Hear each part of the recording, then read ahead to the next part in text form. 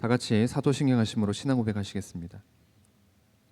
전능하사 천지를 만드신 하나님 아버지를 내가 믿사오며 그의 아들 우리 주 예수 그리스도를 믿사오니 이는 성령으로 잉태하사 동정녀 마리아에게 나시고 본디오 빌라도에게 고난을 받으사 십자가에 못 박혀 죽으시고 장사한 지 사흘 만에 죽은 자 가운데서 다시 살아나시며 하늘에 오르사 전능하신 하나님 우편 앉아 계시다가 저리로서 산자와 죽은 자를 심판으로 오시리라. 성령을 믿사오며 거룩한 공예와 성도가 서로 교통하는 것과 죄를 사하여 주시는 것과 몸이 다시 사는 것과 영원히 사는 것을 믿사옵나이다. 아멘.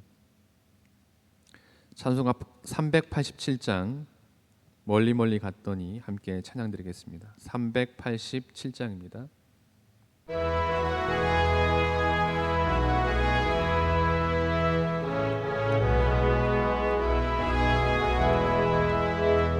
이 멀리 갔더니 처량하고 고나여 슬프고도 외로워 정처없이 다니니 예수 예수 내 주여 지금 내게 오셔서 떠나가지 마시고 길이 함께 하소서.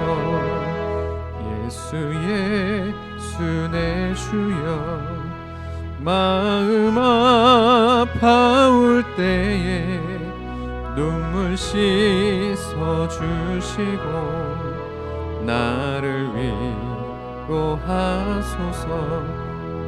예수 예수 내 주여 지금 내게 오셔서 떠나가지 마시고 길이 함께 하소서.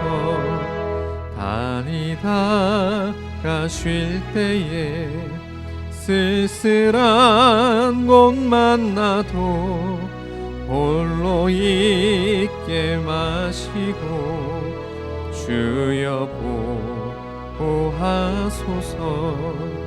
예수 예수 내 주여 지금 내게 오셔서 떠나가지 마시고 길이 함께 하소서.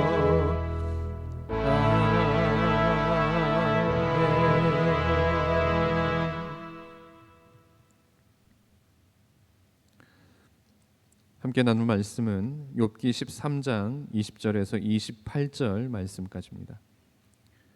욥기 13장 20절에서 28절 말씀까지입니다. 오직 내게 이 두 가지 일을 행하지 마옵소서. 그리하시면 내가 주의 얼굴을 피하여 숨지 아니하오리니 곧 주의 손을 내게 대지 마시오며 주의 위엄으로 나를 두렵게 하지 마실 것이니이다. 그리하시고 주는 나를 부르소서. 내가 대답하리이다. 혹 내가 말씀하게 하옵시고 주는 내게 대답하옵소서. 나의 죄악이 얼마나 많으니이까 나의 허물과 죄를 내게 알게 하옵소서. 주께서 어찌하여 얼굴을 가리시고 나를 주의 원수로 여기시나이까. 주께서 어찌하여 날리는 낙엽을 놀라게 하시며 마른 검부를 뒤쫓으시나이까. 주께서 나를 대적하사 괴로운 일들을 기록하시며 내가 젊었을 때에 지은 죄를 내가 받게 하시오며 내 발을 착고에 채우시며 나의 모든 길을 살피사 내 발자취를 점검하시나이다. 나는 썩은 물건의 낡아짐 같으며 좀 먹은 의복 같으니이다.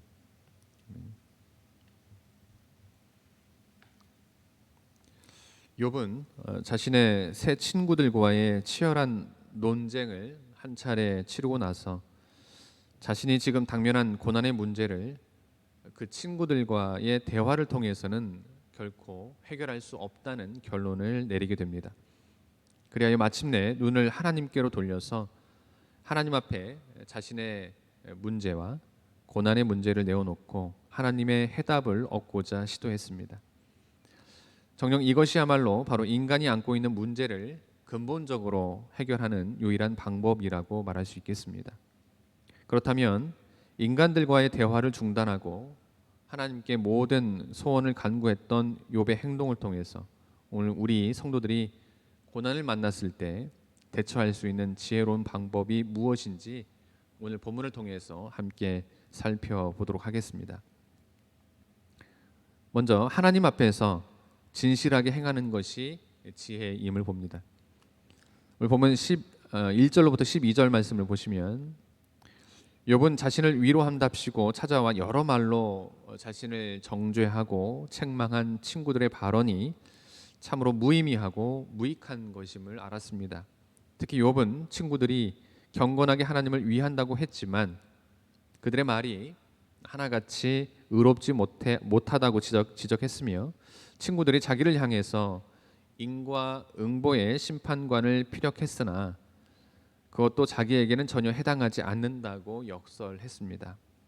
지금까지 친구들은 하나님을 정당화하기 위해 자기 자신들의 이론적 논리를 정당화하기 위해서 하나님의 권위를 이용하고 또 욥을 부당한 영혼으로 정죄해 나갔습니다.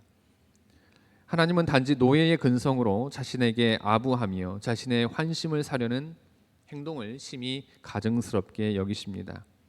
하나님은 아무 사심 없는 그야말로 순결하고 진실한 마음으로 자신의 영광을 위하고 또 매일의 삶을 통해서 자신의 뜻에 순종하는 영혼의 헌신과 노력을 기뻐하시는 것입니다.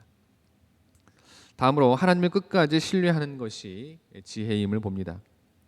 15절 16절을 보시면 욥은 친구들과의 진전 없는 변론이 참으로 무익함을 확인하고는 눈을 하나님께로 돌리게 됩니다. 왜냐하면 바로 그것이 자신의 문제 해결의 유일한 방책이었기 때문입니다.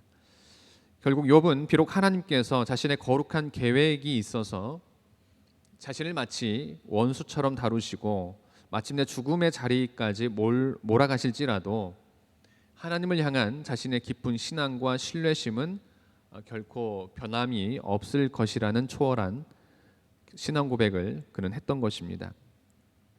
사실 하나님께서 사랑과 은총을 베푸시고 또 매일 보호하시고 매 순간 구원해 주실 때 하나님을 신앙하기란 사실 쉬운 일입니다. 하지만 하나님이 자신을 전혀 돌보시지 않는 것처럼 깊은 소외감을 느낄 때나 혹은 자신이 참으로 감내하기 어려운 큰 고난을 만났을 때 하나님을 신앙하기란 그렇게 쉽지만은 않은 일입니다. 하지만 그럼에도 불구하고 하나님을 끝까지 신앙하겠노라는 것이 오늘 우리들의 신앙이어야 하겠습니다. 그럴 때 하나님께서는 우리로 하여금 영광을 받으시고 우리에게 크신 은총을 더욱 풍성하게 내려주실 것입니다. 마지막으로 하나님에게서 모든 일의 원인을 찾는 것이 지혜임을 봅니다. 본문 20절로부터 28절 말씀을 보시면 고난당하고 있던 욥에게 있어서 가장 가슴 아픈 일은 바로 하나님께서 침묵하시는 것이었습니다. 욥은 고난 중에 있으면서 계속해서 하나님께로 향하여 입술을 벌려 자신의 안타까운 사정을 계속적으로 아뢰었습니다. 그럼에도 하나님은 여전히 침묵하셨습니다. 따라서 욥은 영적 상실감에 젖어들어서 그 어떤 고통보다도 더 아픈 영혼의 몸살을 앓게 되었던 것입니다. 그러나 욥은 하나님이 침묵하신다고 해서 하나님의 존재 자체를 부인하지는 않았습니다. 이것이 바로 욥의 위대함이요 또 그가 회복될 수 있었던 분명한 이유였다고 하겠습니다. 특히 욥은 자신이 당면한 모든 고통의 출발점이 바로 침묵하고 계신 그 하나님이라는 사실을 그는 확신하고 있었습니다.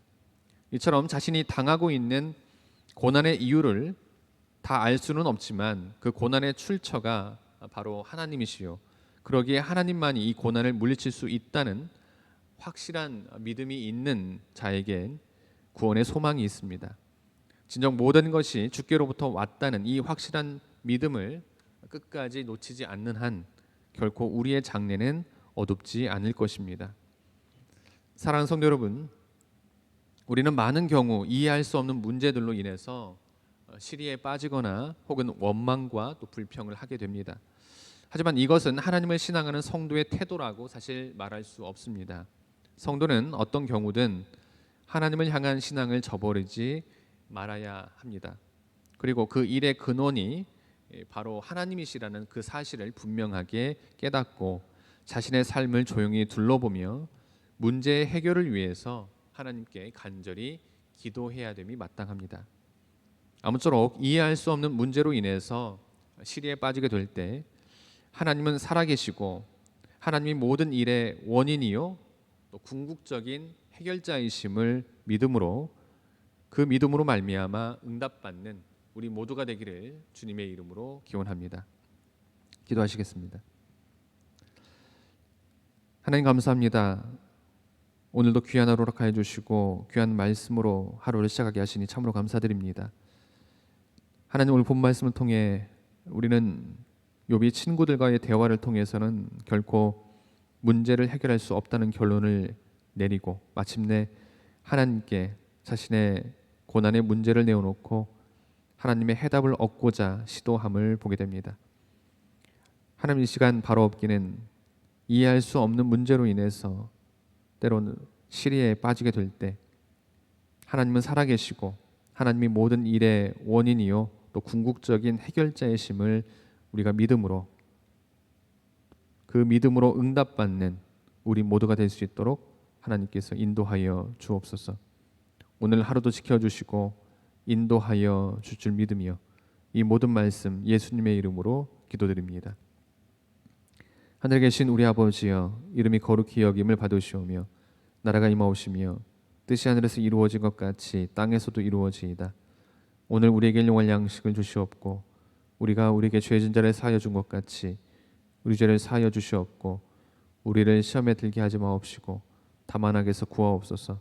나라와 권세와 영광이 아버지께 영원히 싸움나이다. 아멘.